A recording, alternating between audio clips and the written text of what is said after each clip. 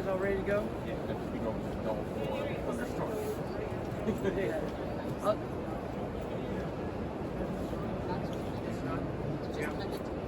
Okay. All right, Sam, we're good? All right. Hey, first of all, I just want to say thank you for being here. Obviously, this is year 2, and I'm really excited about this team. I think that we have depth, we have height, we have speed, and that is a very welcome commodity.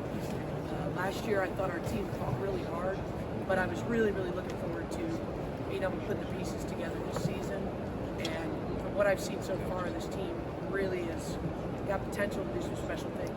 I think we can compete at a very high level as long as we stay healthy and we keep competing hard every day and getting better. Any questions? After your first year, what are the biggest things you learned about culture at UM, South Florida in general? What are the biggest things you learned over the last year? Biggest things I've learned: I like the weather from here until March way better than Toledo, Ohio. I think as far as the ACC, learning what we needed. We needed some more length and athleticism to compete at a higher level, and I think that we have my staff has done a great job really recruiting in the off season to get us prepared for today. So that's probably the biggest lesson.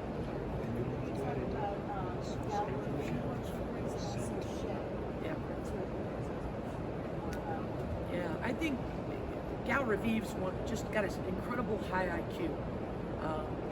We had a scrimmage on Saturday, and she was driving down the left lane and threw a bullet pass from the outside left lane to the back to the weak side corner. And the referee in front of me said, "Dang." She was surprised. I mean, her IQ, her skill level, and her ability to score at all 3 levels, her passing, she's really got a high ceiling. And I think she's just going to make everyone around her better.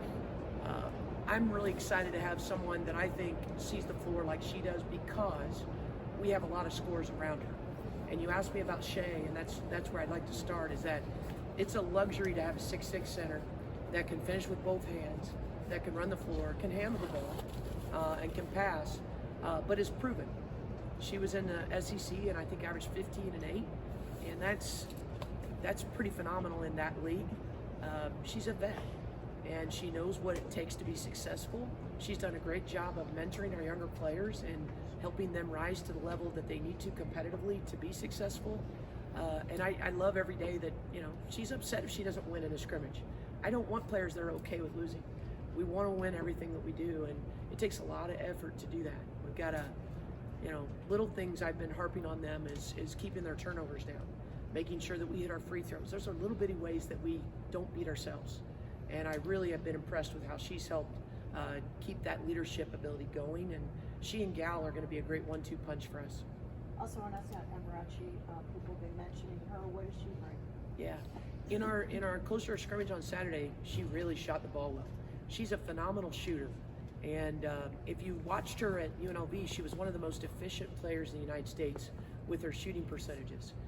She was around 50% from the 3-point line, I think around 40% from 3, and from the free throw line, a high percentage as well. That's a coach's dream. She's intelligent as well. Where we've had to get after her is they didn't play as aggressive defensive style as what we wanted it to, and I think she's done a wonderful job adapting to that, because she is quick and she is athletic. But I think she too sees the floor well, is not afraid to make the extra pass. She's a great teammate, and she's very coachable. How have you been able to make any kind of team chemistry and camaraderie? I know there's been some cooking competitions, but you've got all of these new people coming together from all over the place. They don't know each other, different leagues, different styles. How do you create a team? Well, again, complex question, but I will say cooking classes this summer was part of it. Community service is part of it. I think when you're giving back to other people, sometimes you kind of forget about your own wants and needs, and it starts to help you adapt to other people. Also, encouraging them to make the extra pass to get the best shot on the court through adversity. When things don't go well, do they pull together apart? And when they pull apart, we quickly remind them of why it's so important that we stay together. But we try to find as many opportunities as we can. We took them out on a boat this summer just to laugh and have a good time together.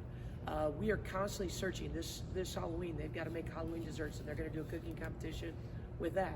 When we're on road trips, we've got games that they're playing.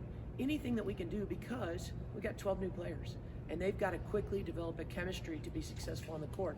And it's not just on the court. If you like someone off the court, you're going to fight that much harder for them on the court. And that's what we're trying to develop with all these other opportunities that we've provided for our players. Now with 12 new people, you've had multiple scrimmages and practices now. How does it look on the court? Is everything gelling together, and how would you view it now a week out from? I think every week this team is getting better. We're throwing a lot of different things at them. We do want to press, so part of it's getting in pressing shape. And then we do want to run, which, that kind of flows with that as well. We want to be up tempo. And to do that, you've got to be in wonderful shape. And in the beginning, when we started practice, we still had a ways to go. Now I feel like we've got a lot better. We've got our lungs underneath us and our feet underneath us, and our legs aren't dragging. Now we can think clearer and make less mistakes. I've been impressed that we've kept our turnovers pretty low in the last 2 competitions that we've had. For a team that has 12 new players to only have 14 turnovers in our last scrimmage, I'd like it to be a lot less than that, but I'm lucky it's not 20. So there's things that I look at and say, we need to get a little bit better at this, but I'm still happy that we're where we are. And I do want them to shoot the ball from the free throw line a little bit better. But I do think that their floor spacing's gotten a lot better. We're making better decisions in transition. And, if your spacing's not great, it's hard to score. I think they're working really, really hard to get each other open. And it's nice to have some people that can get downhill and create for other people. So I'm really pleased with where we are at the moment. But the big key is that we're never satisfied. I don't care if it's next week or 2 months from now. We need to never be satified and continue to get better. There's also, It's okay. What are some of the key elements you've been focusing on during practice to keep the players motivated and excited for the first game? Yeah, I think one of the hardest things when you have that many new players is getting them comfortable enough to communicate at the level, a winning level. It's one thing to talk, but are you talking loud enough that we're going to be able to hear you in a loud gym call out a screen? Make sure in a loud gym that we can hear you call out what offense we're running and get everybody on the same page. We're really working on that level of communication, but it's getting there. Some of our freshmen I heard this week for the first time, and I was happy about that. But it's hard when you're trying to learn all these new things and then talk too. I think the last thing to come is you're talking, because you're trying to be in the right spot, your mind's thinking, and I think the talking part is what comes last. But the exciting thing is now that that's happening, that tells me we know what we're doing and we can polish it up, and I'm excited about that. speaking of the freshmen, can you tell us a little about the freshmen? Who are some people that stood out that fans are going to notice right away, you think? Danny Osho's a kid that's very versatile. She can play inside or out. And when I say inside, I'm talking about a stretch 4. But she's someone that's strong. She could go post up a smaller guard. She can step out and hit a 3. Got a really good IQ. And then Nat Wetzel's a kid that, she's 6'3" and can shoot the 3. She really hustles. I think that's the thing I really love about her. When you talk about rim running, she does that, but she also can pick and pop and hit a 3. And that's hard because let's say someone 6'3" that used to be on the paint is guarding her. She can get us easy opportunities, and she has done that, stretching the floor. But I also think she just got a really good IQ as well. Good passer, good kid, very coachable. Talking about the 2 new interior players, Jessica Peterson and Tricia Cullop, it looks like they established a pretty potent connection with the backcourt of Gal and Anae Adams in that exhibition game. Do you think you'll just continue to exploit that in their season opener against Hofstra? Yeah, we were very intentional with the offense that we put in to take advantage of 2 powerful post players. It's awesome that Jess led the league in rebounding last year, the ACC, and she knows everybody in the league. So she's an experienced player, even though it wasn't for us. So she can talk to our younger players about what they need to do. And then they work well together. Their high-low game is a lot of fun to watch. The nice thing is Shay and Jess are not just low block players. They both can step out and hit 15, 16, 17 foot pretty consistently, and that helps stretch it too, so you can't double with their man because they're both capable of hitting a face-up shot. So we're excited because I think what we've put in complements them really well. What is the phrase Miami basketball, what does that mean to you now? I think I want us to be aggressive. I want us to be gritty. And I hope that's what people think about when they hear about Miami basketball and when they're mentioning us in a scouting report, that they start thinking about a team that's going to give everything they have on the floor. I think this team is very capable of having a great year, but it starts with details. and that's hustling through every play, trying to trap as much as possible in our press and force people into turnovers. And then when we get those turnovers, getting out and running. The first 8 seconds of every clock, we should be pushing the ball. And we're not going to be a walk the ball off the floor kind of team.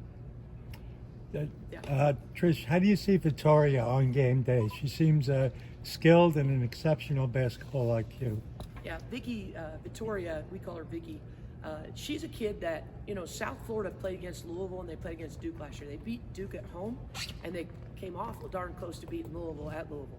So she's played against our league and they scrimmaged us. So she played 3 ACC teams last year. So she's a vet. She can really shoot the ball. That's what we really need her to do, is shoot the ball. She's got a nice pull-up, she's got a nice three, but she's also a strong kid. You can't push her around. She's pretty smart defensively. I like her poise, and I like her experience, and I love her shooting ability. We'll take 1 or 2 more. Yeah. Twofold question here. So what are some of your most important coaching values? And then how do you try to implement that on such a new team where those girls hadn't necessarily been part of your culture as of last year? I think one value is just effort. I think effort's not a skill, it's just something you should do. We want all of our players to give their best effort every day. And, if I'll probably get more upset about effort and practice than anything that happens, because I want them to value this opportunity. We're all fortunate to be here, myself included. And we want to make sure that every day we have a grateful heart when we walk out there, that we're scrappy and gritty because we value what we've been given. So that's probably number one. And I think the other one is I want them to be great teammates. A great teammate's going to cheer you on from the bench. A great teammate's going to dive on the floor for loose balls. It's going to take charges, going to box out for rebounds. I want them to value every little piece of the game. Anything else for Coach? Go ahead. Knowing the potential of this team that you've seen so far, what do you think about the preseason ACC ranking? Do you think there's been a slight underestimation by the conference on the part of the team? Not a big fan of preseason rankings. I don't think anybody knows anybody. I think I was surprised that Shea wasn't on one of the teams because I think she deserved it. But I hope she used it as motivation because I do think she's one of the best post players in our league.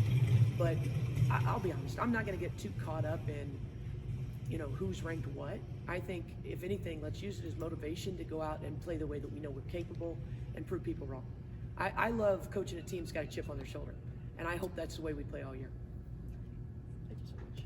Thank you. Thank you for being here.